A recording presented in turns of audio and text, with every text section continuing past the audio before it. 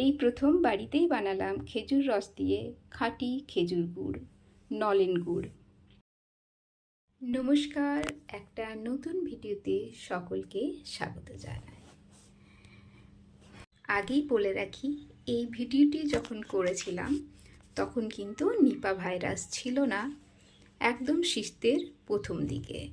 তারপর Nipah virus spread হওয়াতেই ভিডিওটি আর তখন আপলোড করিনি, যে কারণেই ভিডিও আপলোড করতে অনেক দেরি হয়ে গেল। যাই হোক, এখন তো আর সেরকম ভয় নেই।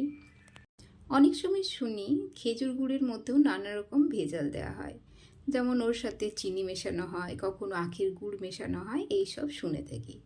তাই একদিন মনে হলো খেজুরের রস এনে বাড়িতেই খাঁটি খেজুর গুড় বানাবো। তাই সকাল সকাল বেরিয়ে পড়েছিলাম খেজুর রস আনতে। আমাদের বাড়ির কাছেই একটি খেজুর গুড়ের মহল প্রতি বছর বসে, সেখানেই আমার স্কুটিতে করে বেরিয়ে পড়লাম খেজুর রস আনতে। গিয়ে দেখি ওখানেও খেজুরের গুড় বানানো শুরু হয়ে গেছে। প্রথমে তো ভাবলাম রস পাবো না, অনেকটাই দেরি হয়ে গেছিলো, অনেক ভোরে যেতে হয়।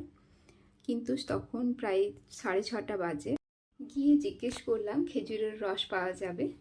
তো ওনারা বললেন হ্যাঁ রয়েছে, এখনও অনেকগুলোই কলসি বাকি রয়েছে গুড় করার জন্য। তো প্রথমে ভেবেছিলাম 2 কেজি 3 কেজি এরকম নেওয়া হবে, সেই জন্য ক্যান বাড়ি থেকেই ক্যান নিয়ে গেছিলাম। তারপর আমার হাজব্যান্ড ঠিক করলো না, পুরো একটা কলসি বাড়ি নিয়ে যাবে।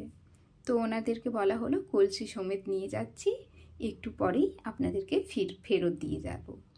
তো ওনারাও রাজি হলেন, আর একটা কলসি ভর্তি খেজুর রস বাড়িতে নিয়ে এলাম।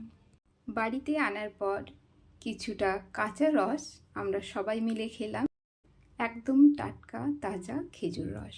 তারপর বাকি গুড়টা কাঠের উনুনে জাল দিয়ে অনেকক্ষণ, প্রায় 4-5 ঘন্টা জাল দিয়ে খেজুর গুড় বানানো হলো।